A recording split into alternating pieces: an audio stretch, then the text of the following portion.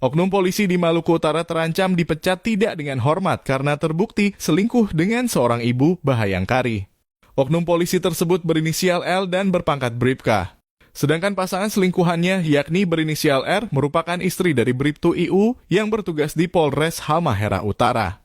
Dilansir dari Tribun Ternate, Kabid Propam Polda Maluku Utara, Kombes Pol Wahyu Agung Sujatmiko mengatakan pihaknya telah mengajukan pemecatan tidak dengan hormat terhadap Bribka L. Dari hasil sidang, memang kita ajukan L untuk di PTDH, katanya, Selasa 27 Juni 2023.